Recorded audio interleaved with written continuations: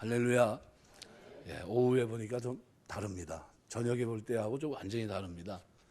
찬송도 한 곡 더 하고 또 분위기도 많이 좀 달라진 것 같아요. 찬송도 많이 했고 또 다음에 이제 또 오후에 우리 임 집사님이 또 오후에는 저희 딸이 이제 여태까지 쭉 수고를 해왔는데 그래서 이제 앞으로는 시간이 되시는 대로 하시고 혹시 이제 바쁜 일이 있어서 못하게 되시면 저희 딸이 또 이렇게 좀 메꿀 수 있게 이렇게 해서 피아노 전공을 하셨는데 교회에서 좀 써야 될 거 아닙니까? 그죠? 전공한 게 아깝잖아요. 하나님 섬기면서 그 아름다운 재능을 쓰셔야지. 그래서 교회에서 찬양을 할 때 이렇게 피아노를 치게 됐습니다. 여러분들 기도해 주시고 하시면 좋을 것 같습니다. 자, 읽은 말씀을 중심으로 해서 지난 시간 우리가 브리스가 아굴라 부부에 대해서 생각했습니다. 그죠? 그냥 브리스 굴라라고 해도 상관이 없는데 그렇지 않고 그 브리스가라고 불렀어요. 그거는 그만큼 존중한다는 겁니다. 그래서 우리 신앙생활을 하면서 부부 간에도 서로 인정하고 존중하는 것, 이것이 너무 필요하지 않나. 전문적인 용어는 지소사라고 얘기를 하는데 원래는 여인의 이름을 작게 부르는 브리스길라라고 부르는 게 맞는데 그렇게 하지 않고 브리스가라고 부릅니다. 하나의 개체로서 인정을 하고 그의 인격을 존중하면서 그리고 사역에 있어서도 앞장서 일하는 그 모습을 존중한 그런 모습이에요. 그러니까 그 모습이 2000년 전에 그 시대로 본다면 어마어마한 모습입니다. 그리고 오늘 16장이 기록된 사람들을 보면 여자분들이 한 3분의 1 돼요. 그리고 그 중에는 많은 노예들이 있습니다. 노예들인데도 그리스도 안에서 한 동역자고 형제가 되었고 많이 수고한 사람들이 기록이 되어 있습니다. 그래서 이 16장을 대하면서 우리가 어떻게 살아야 될 것인가, 내 삶을 한번 생각해 보시고 여러분의 삶이 하나님의 일을 할 때 동역자가 되시고 또 많이 수고한 그 모습으로 하나님 앞에 서게 되시길 주의 이름으로 축원합니다. 그래서 우리 신앙생활은 여기 오늘 본문의 출발 자체가 4절, 5절에 보면 저희 집에 있는 교회도 문안하라. 브리스가 아굴라 집이 교회로서 내놨습니다. 1세기서부터 2세기까지는 이런 형태의 교회가 지어지지 않았고 그때만 해도 가정에서 집을 내놨습니다. 그래서 가정에서 예배를 드리고 이렇게 했었는데 마가의 다락방식으로 브리스가 아굴라 부부가 집을 오픈해서 거기서 예배를 드렸습니다. 저희 집에 있는 교회에도 문안하라. 그래서 거기 이 문안을 얘기하고 있고 5절에 보면 에베네도에게 문안하라. 아시아에서 그리스도께 처음 맺은 열매다. 그래서 처음 맺었다는 것은 그 후로도 열매가 있었다는 것을 말합니다. 사실 예배소에 처음 들린 것은 2차 선교 여행 귀로하는 과정이었습니다. 사도행전 18장 19절 말씀대로. 근데 에베네도는 그때 결실한 것이 아닌가 생각이 됩니다. 그런 이유는 2차 선교 여행을 시작할 때에는 성령께서 아시아에서의 선교를 허락하지 않았기 때문입니다. 사도행전 16장 6절 7절 말씀이에요. 그래서 아마 오는 중에 아마 이 사람이 결실하게 됐다. 그래서 첫 열매는 성경은 여전히 대표성의 원리를 얘기합니다. 그래서 아담이 인간의 첫 열매였듯이 그리스도는 잠자는 자들의 첫 열매, 부활의 첫 열매가 되셨습니다. 레위는 이스라엘의 초태생으로 간주되었고 민수기 3장, 또 장자, 우양의 첫 새끼와 곡식의 첫 이삭은 모두 하나님 것으로 선별됐습니다. 이처럼 첫 열매가 갖는 의미는 대단히 큽니다. 에베네도는 바울이 아시아에서 얻은 첫 번째 열매다. 그래서 나의 사랑하는 에베네도, 아마 70인역에서는 만인을 향한 하나님의 사랑과 이스라엘 향한 특별한 사랑을 이렇게 표현해주고 있지 않나 생각이 됩니다. 우리가 섬기면서 여러분이 복음을 전해서 그 사람이 예수를 믿고 구원받았다고 한다면 그게 열매입니다. 여러분의 열매는 어디 있습니까? 그 열매를 위해서 기도하고 수고할 수 있는 여러분 되시길 주의 이름으로 축원합니다. 고린도서 4장 15절 보면 그리스도 안에 일만 스승이 있으되 아비는 많지 아니 그리스도 예수 안에서 복음으로서 내가 너희를 낳았습니다. 복음으로 낳았다. 복음을 전하고 예수 믿게 했고 죄사함 받게 하고 하나님의 자녀가 되게 했다 하는 거죠. 그래서 이런 일이 우리에게 있어야 됩니다. 또 6절에 보면 널 위해 많이 수고한 마리아에게 에코피아센이라는 이 수고한, 많이 수고했다고 표현하고 있는데 매우 열심히 일했다는 거예요. 매우 열심히 일했다. 로마 교회 성도를 위해서 일한 겁니다. 과거 시제로 되어 있습니다. 로마 교회 설립을 위해 지난날 수고를 많이 했다는 거예요. 앞으로 10년, 15년이 흐른 후에 여러분을 기억하실 때 동탄제일교회가 세워지는 일에 많이 수고한 사람으로 기억되게 되시길 주의 이름으로 축원합니다. 이게 많이 수고하는 거예요. 그래서 빌립보 교회는 사도행전 16장 14절에 보니까 루디아다는 여성도가 헌신을 통해서 교회가 처음으로 개척이 됩니다. 어느 교회든지 하나의 미랄처럼 많이 수고한 사람들이 있기 마련입니다. 그래서 빌립보 2장 21을 보면 디모데의 연단을 너희가 안 하니 자식이 아비에게 함같이 나와 함께 복음을 위해 수고하였느니라 이렇게 표현합니다. 수고한 사람들. 교회 질 때 우리 전 집사님이 저하고 수고를 많이 했어요. 피곤해서 주무시는 것 같은데 저하고 교회 질 때 아주 수고 많이 했어요. 아주 제 노가다를 제가 평생에 처음 제대로 했습니다. 아주 1년 반 정도를. 건축하신 분은 아시잖아요. 가다 이렇게 해가지고 집어 던지고 막 뜯고 뭐 하는 거 못 빼는 건 전 집사님이 다 하셨어요. 정리하고 하는 것도 그냥 제가 눈치만 주면 알아서 다 하셨어요. 그래서 조금 제가 편했는데, 근데 색깔은 제가 완전히 노가다 10장 같잖아요. 서 있으면은 와가지고 물어봐요. 뭐라고 물으면 한참 얘기해요. 교회가 언제 지어지냐고 한참 쭉 물어보다가 저한테 뭐라고 그러냐면 목사님 어디 계세요? 이렇게 물어요. 반바지 입고 한참 노가다를 했거든요. 제가 얼굴은 시커먼 데다가 가장 같이 땀 흘리고 막 일하다 그러니까 일꾼인 줄 알았나 봐요. 그래서 한참 일하다가 이제 물어봐요. 다 이런저런 얘기 물어보고 교회가 언제쯤 준공할까요? 뭐 하고 다 물어보고 이제 맨 마지막에 물어봐요. 교회 목사님 어디냐고. 그래서 제가 목사인데요. 그러면 깜짝 놀래가지고 아유 목사님이셨냐고 이런 아유 한두 번 들은 게 아니라 그런가 보다 합니다. 이제 아주. 그런데 그때 많이 수고했어요. 제가 기억합니다. 하나님도 기억할 줄 믿습니다. 여러분들의 삶을 여러분들이 이제 스스로 교회 수고한 거 눈에 보여요. 다 압니다. 그죠? 그리고 그 수고를 언젠가 기억해요. 근데 그 하나님은 기억만 하신 분이 아니라 갚아주실 줄 믿습니다. 그 수고를, 그래서 수고가 두 가지 수고가 있어요. 그냥 수고한 게 있고 많이 수고한 게 있어요. 많이 수고한 거 다 아십니다.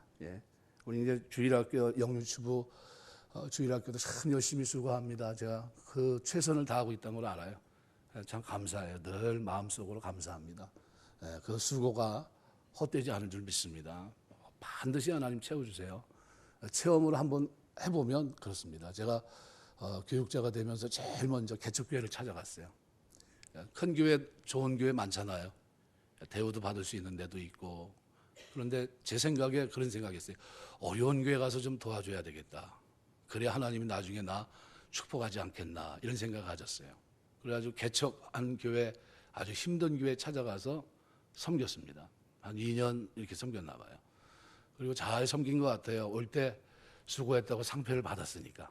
전도사 때 제가 그 교회로부터 표창장을 이걸 받았어요. 내가 깜짝 놀라서 전도사도 이런 거 받는 건 줄 알았어요. 처음에. 나중에 보니까 받는 사람 별로 없더라고요. 그거 받고 나왔습니다. 그리고 강도사 되고 목사 됐어요. 근데 그 목사님, 유정식 목사님 지금도 기억하세요. 그때 어려울 때 와서 도와주고 한 거에 대해서 너 참 많이 수고했다 그러면서 늘 고마워하시더라고요. 여러분 그런 겁니다. 우리가 하나님 앞에서 교회가 세워지는데 많이 수고하는 사람들이 있기 마련이에요. 그 수고가 기억이 되고 그리고 기도할 때마다 기도할 수밖에 없는 그런 이유가 거기 있습니다. 그래서 여기 너희를 위해 많이 수고한 마리아에게 문안하라. 많이 수고했다는 거죠. 그런 분을 문안을 해야 된다. 그 다음에 7절에도 보면 이렇게 표현합니다. 내 친척이 나와 함께 갇혔던 안드로니고 유니아에게 문안하라. 이들은 먼저 예수 믿은 사람입니다. 그들은 사도들에게 존중이 여겨지고 또한 나보다 먼저 그리스도 안에 있는 자라. 여기 이 사람들은 누굽니까? 함께 갇혔다. 이게 슈나이크 말루투스란 말인데 전쟁에 붙잡힌 포로를 의미합니다. 이 그리스도에게 포로로 잡혀 복음의 사역을 감당케 되었다 그런 겁니다. 함께 갇혀서 하나님 앞에 포로된 것처럼 어떻게 잡혀서 하나님 앞에 쓰임 받았다는 거예요. 그래서 여기 또 친척이란 말은 그냥 바울 어떤 집안을 얘기한 것이 아닙니다. 친척이란 말은 11절, 21절에 나오는 대로 개인적인 친척을 말한 것이 아니라 같은 동족을 의미하는 것으로 봐야 됩니다. 로마서 9장 3절 보면 나의 형제 곧 고륙의 친척을 위하여 내 자신이 저주를 받아 그리스도에게 끊어질지라도 원하는 바다. 이 친척은 누굴 말합니까? 바울의 생질들을 말하는 것이 아니라 유대인들을 말합니다. 한 친척들. 그래서 이런 것을 우리가 잊지 말아야 되고, 또 8절 말씀해 보시면은 또 주 안에서 내 사랑하는 암블리아에게 문안하라 이렇게 되어 있습니다. 이 암블리아는 좀 종입니다. 종. 여러분 종을 어떻게 생각하십니까? 옛날 로마 시대에는 종은 뭐예요? 그냥 재산 목록 가운데 하나입니다. 재산 목록. 생사여탈권이 로마 시민권을 가진 사람들에게 있었어요. 얼마든지 죽일 수 있습니다. 그래서 그 당시 로마에서 종들이나 노예들에게 흔한 이름입니다. 노예에서 쓰던 라틴식 이름이에요. 2000년 전 노예에게만 붙여졌던 이름이 암블리아라고 하는 이 단어입니다. 또 9절에 보면 우르바노, 스다구 이렇게 얘기합니다. 우리의 동역자, 그죠? 세련된이라는 뜻입니다. 우르바노, 나의 사랑하는 스다구, 유대인입니다. 이 사람들에게 어떻게 해요? 동역자라는 표현을 쓰고 있어요. 나의 사랑하는 스다구 이렇게 표현하고 있습니다. 이건 다 누가 일일이 다 기억하고 있다는 겁니다. 기억하고 있다. 하나님이 여러분 개인을 기억할 줄 믿습니다. 여러분 개개인이 어떻게 살아가는지 다 보고 계세요. 성실하게 섬기고 있고 교회를 섬기고 있고 헌신하고 이런 것들을 다 기억하세요. 왜요? 종들까지 다 기억해요. 사도 바울이 그 당시에 로마 시민권을 가진 사람이 이 노예라고 하면 사실은 아무 저기가 없거든요. 힘도 없고 권한도 없고 그런 사람이에요. 근데 동역자로 사랑하는 자로 인정을 하고 섬깁니다. 이런 모습이 우리가 봐야 될, 본받아야 될 그런 모습이 아닌가 이렇게 생각이 됩니다. 또 9절 오늘 읽은 말씀에 보면 9절 10절에 보면 그리스도 안에서 인정을 받은 아벨레에게 문안하라. 아리스토블로의 권속에게 문안하라. 이 권속 가속이란 말은 노예를 뜻합니다. 그래서 굉장히 노예들이 많이 있었습니다.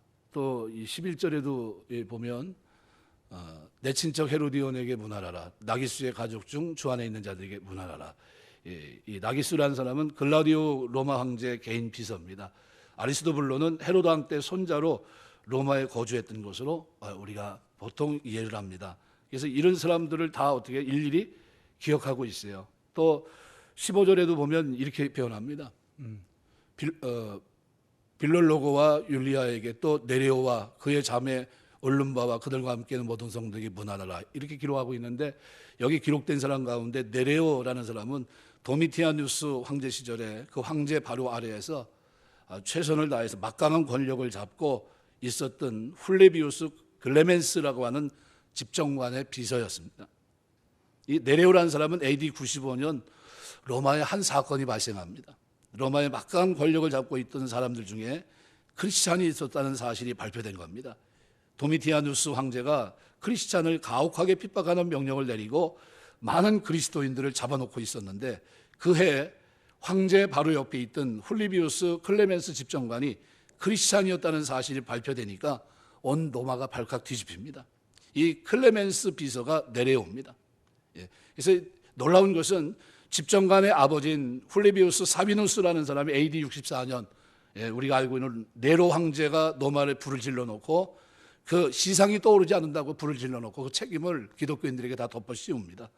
그때 그 책임을 크리스천에게 덮어 씌우고 가혹하게 잡아들이게 했는데, 그 일을 맡은 총책이 훌레비우스 사비누스입니다.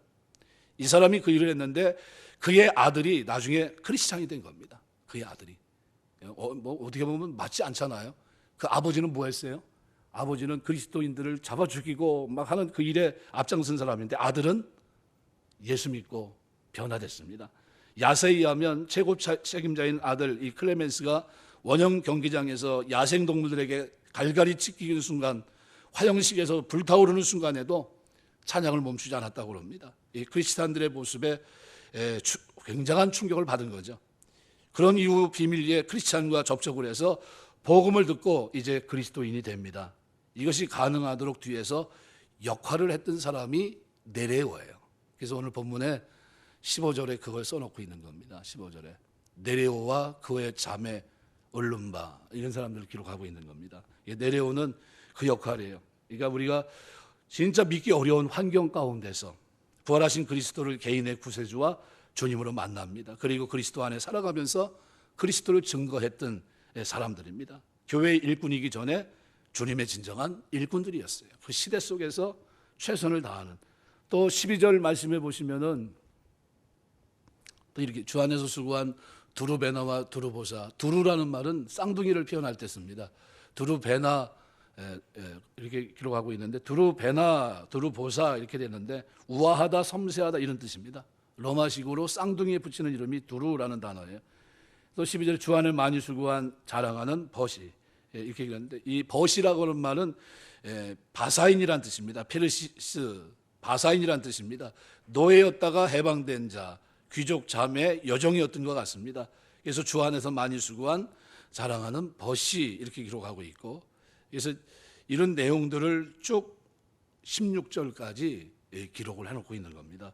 13절서부터는 주 안에 택하심을 입은 루포와 그 어머니, 이 루포의 아버지는 마가복음 15장 21절에 그 이름이 나옵니다. 루포의 아비인 구레네 사람 시몬이 시골로서 와서 지나가는데 저희가 그를 억지로 같이 가게 하여 예수의 십자가를 지우고 이렇게 기록합니다.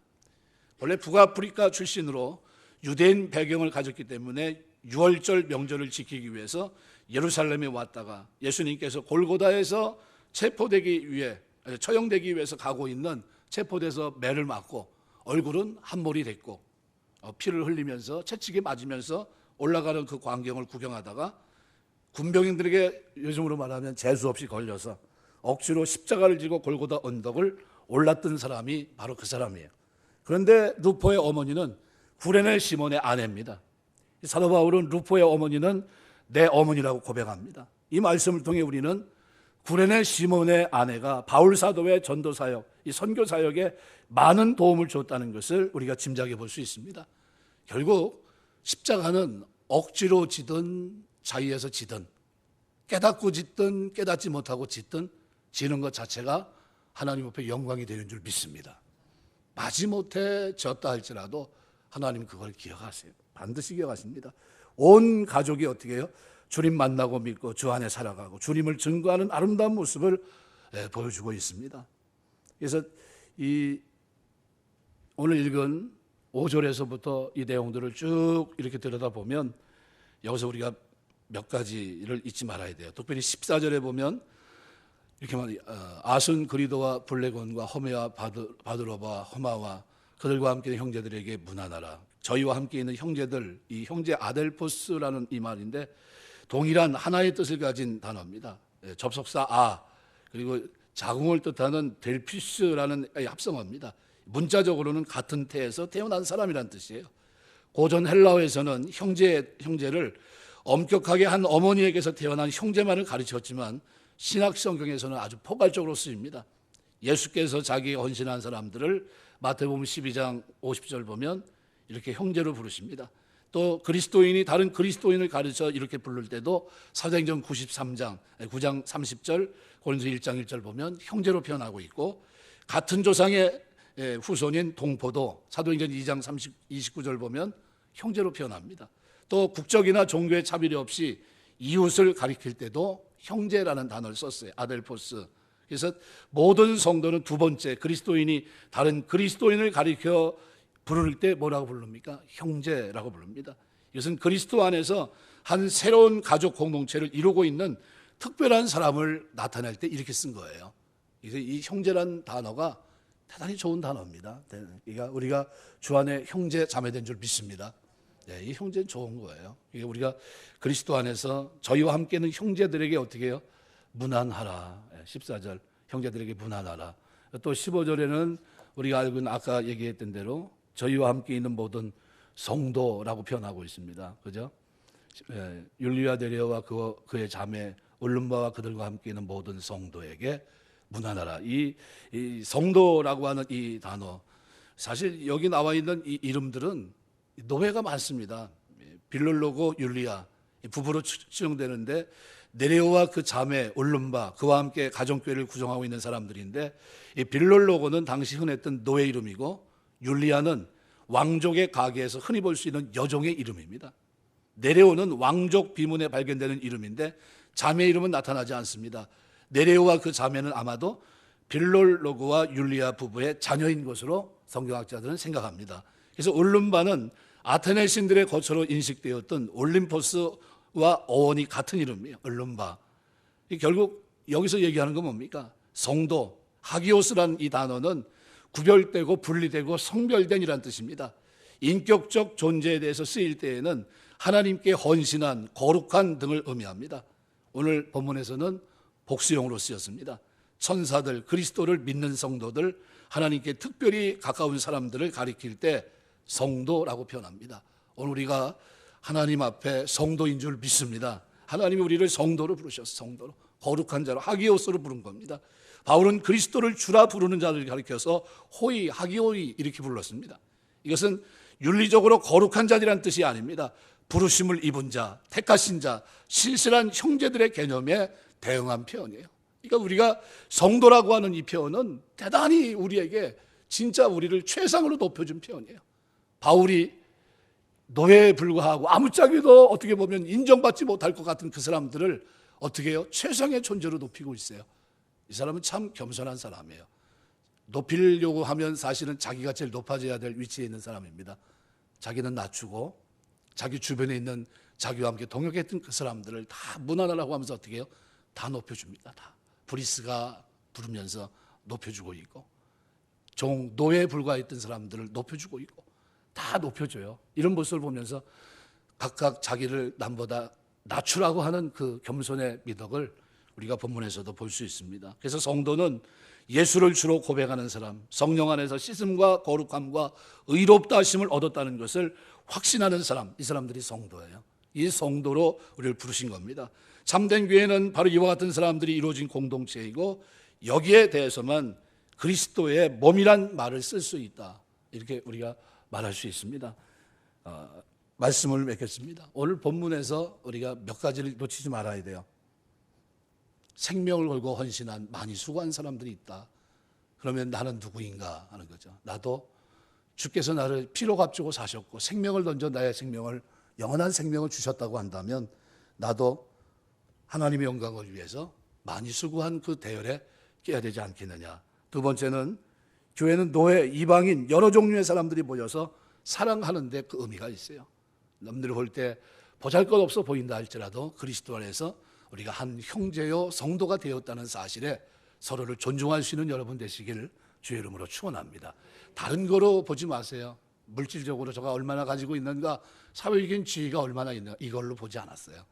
교회 안에서 그들이 하나님 누구로 부르는 겁니까? 성도로 부름 받았다는 그 사실 앞에 종이고 노예고, 시민권자가 됐든 노예가 됐든 그래도 전혀 개의치 않고 어떻게 해요? 높여주는 이 모습, 이것을 우리가 잊지 마셔야 돼요. 교회는 어때요? 바로 우리가 성도라는 그 이름 때문에 서로 높여줄 수 있어야 돼요. 암흑의 성도, 아주 좋은 말입니다. 여러분 누굴 얘기할 때 성도라는 말이, 요즘은 교회 등록하고 얼마 안 돼서 집사가 돼야 되는데 집사가 안 되면 성도라고 하면 나 아직 성도예요 이렇게 얘기합니다. 근데 그게 굉장히 난 아직 멀었어야 하는 것 같은 느낌으로 저한테 들려올 때가 있어요. 이게 아닌데, 이게 성도란 말이 굉장히 좋은 말인데, 그런데 그걸 모르고 이제 나는 성도, 이제 성도예요. 이제 예수 믿기 얼마 안 됐어요 하는 그런 어떤 표현으로 이렇게 쓰는 경우가 있어요. 그런데 사실은 이 표현이 굉장히 좋은 표현입니다. 내가 하나님의 성도가 됐다는 거, 그죠? 그리고 사람들이 나를 그렇게 성도로 인정해 준다는 거, 이거 자체가 복입니다. 얼마나 큰 복인지 모릅니다. 교회는 어떤 곳인가? 거룩한 입맞춤으로 악수하는 곳입니다. 그래서 여러분이 만나면 서로 반갑게, 남자는 남자끼리, 여자는 여자끼리 허그하시길 주의 이름으로 축원합니다. 허그가 뭔지 아시죠? 예, 만나면 반가워해야 돼요. 그런데 이제 어느 교회에서 그랬다고 그래요. 예, 반갑게 허그하시기 바랍니다. 그랬더니 옆에 있는 예쁜 이제 아가씨가 있었나 봐요. 그러니까 그냥 반가우니까 얼른 허그하려고 하는 마음이 있었는 거죠. 절대 그러면 안 되고, 예, 누가 그러잖아요. 차가 이렇게 움직이는데 중간에 앉았는데 오른쪽에는 이쁜 아가씨가 있고 왼쪽에는 나이 먹은 이제 할머니가 앉아 있었는데, 오른쪽으로 차가 기울어지면 뭐라고 얘기하냐면 청년이 주여 뜻대로 하옵소서 그러고, 그리고 왼쪽으로 가면 뭐라고 얘기하냐면 시험에 들지 말게 해달라고. 이러면 안 돼요. 다 똑같이 성도입니다. 예, 신실함으로 그렇게 하셔야 돼요. 예, 우리가 하나님 섬기면서 하는 동안에 예, 진짜 교회 안에서 그리스도 안에서 존중할 사람은 존중하고, 그죠? 같이 낮추면서 서로 인정해주고 서로 인격을 어떻게 해요? 높여주셔야 돼요. 예. 저분은 성도다. 같이 하나님이 인정하시는 사람입니다. 우리는 지금 뭐 하고 있습니까? 동역자로 함께 수고하고 있는 거예요. 상은 언제 받습니까? 주님 앞에 서는 날, 그날까지예요. 그날 우리가 기억하고 우리끼리도 10년, 15년 후에는 어떻게 해요? 수고한 사람들을 기억할 겁니다. 그때 건축할 때 참 수고했던 사람, 전 집사님을 제가 기억할 거예요. 그분 와가지고 아침서부터 어떤 날은 한밭집 가가지고 아침서부터 저녁까지 한바 먹었어요. 일꾼들 데리고 들어오면서 아침서부터 그 한바가 얼마인지 아시죠? 예, 현찰 주면 4,500원 주는 데 있었고 5,000원 내는 데 있었고 그래요. 5,000원 내고 점심에도 한밥 밥 먹고 저녁에도 배고프니까 한밥씩 밥 먹고 그래서 어떤 때는 일주일 내내 그렇게 먹었던 적이 있어요. 예, 한밥 먹으면서 이게 교회 친 겁니다. 예, 근데 수고했는데 열심히 땀 흘리며 수고했어요. 제가 그래서 알죠. 집사님 다른 건 다 잊어먹고 나는 그것만 생각해요. 전 집사님 그러면 교회 지면서 참 수고 많았다 하는 생각을 늘 가지고 있어요. 바로 바울이 로마 교회를 돌아보면서 자기 선교 사역에 도움을 줬던 많은 사람들, 많은 일들이 있었잖아요. 그 일들을 기억하면서 세세히 노예였던 그 사람들조차도 기억하면서 문안할 것을 요청합니다. 우리가 문안해야 돼. 거룩한 입맞춤으로 서로 문안하는 것, 그것이 교회입니다. 마지막으로 우리는 다른 것보다도 신앙으로 기억될 수 있는 여러분 되시길 주의 이름으로 축원합니다. 열심히 수고하는 거예요. 우리 권사회가 기도하는 거 감사드려요. 늘 기도하고 있는 거 진짜 늘 감사드려요. 최선을 다해서 여러분이 그 삶의 자국에서 살아가는 모든 것 하나님이 기억하십니다. 오늘 낮 예배 때도 잠깐 말씀드렸지만 하나님은 미물에 불과한 염소 새끼가 그저 삶아서 죽는 그 자리에 있는 것도 막고 싶으신 분이에요. 그렇게 사랑이 많으신 그 하나님이 피로 값주고 산 여러분을 어떻게 생각하시겠습니까? 사랑할 수밖에 없어요. 끝없는 사랑으로, 변함없는 사랑으로, 영원한 사랑으로 사랑하십니다. 그 하나님의 사랑에 확신이 있다고 한다면 우리가 하나님의 교회를 위해서 여러분도 많이 수고한 자로, 동역자로, 기억될 만한 사람으로 주님 앞에 서야 될 줄 믿습니다. 그런 은혜가 우리 동탄교회에 출입하시는 남전도 여전대 모든 여러분들의 삶 속에 있게 되시길 주님의 이름으로 축원합니다. 기도하겠습니다.